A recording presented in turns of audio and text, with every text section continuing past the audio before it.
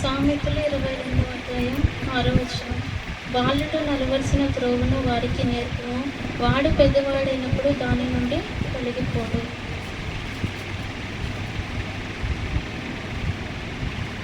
పిల్లలు దేవుని మందిరంలో ఉండాలి, మంచిగా జీవించాలి, దేవునికి లోపడాలి, భయపడాలి, తల్లిదండ్రులకు గౌరవించాలి, చక్కగా చదువుకోవాలి.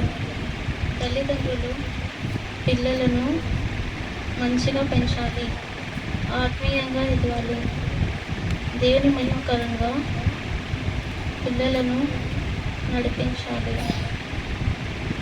అది తల్లిదండ్రుల బాధ్యత. కనుక నేటి దినాలలో చాలామంది ప్రజలు పిల్లలు చెడిపోతున్నారు. కారణం తల్లిదండ్రుల పెంపకము సరిలేక. తల్లిదండ్రులు ఆత్మీయంగా బలపడాలి, స్థిరపడాలి. అప్పుడే మనము కూడా పిల్లలను దేవుని సన్నిధిలో స్థిరపరచగలము, ప్రార్థించగలము. మనము సరిగా లేకపోతే పిల్లలను స్థిరపరచలేము, బలపరచలేము, వారిని ఆజ్ఞాతకరంగా నడిపించలేము. కనుక తల్లిదండ్రులైన మనము పిల్లలను మంచిగా నడిపించాలి.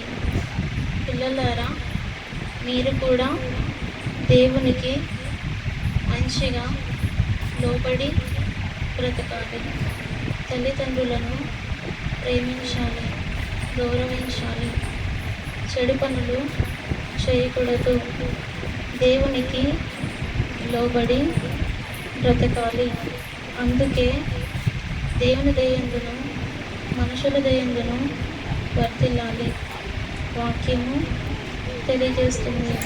కనుక మనము దేవుని దయ పొందాలి, మనుషుల దయ పొందాలి. ఆ దినాలలో యేసు ప్రభు దేవుని దయందును మనుషుల దయందును వర్ధిల్చున్నాడు. కనుక మనము కూడా అలాగ జీవించాలని వాక్యం తెలియజేస్తుంది. ఈ దినాలలో దేవుని దయ పొందుకోవాలి, మనుషుల దయ కూడా కావాలి.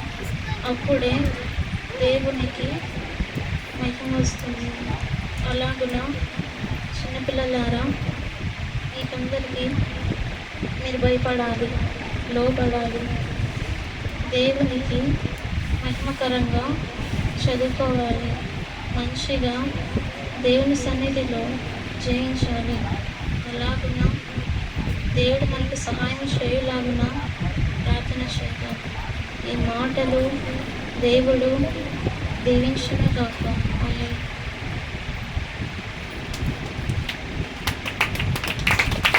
హల్లెలూయా.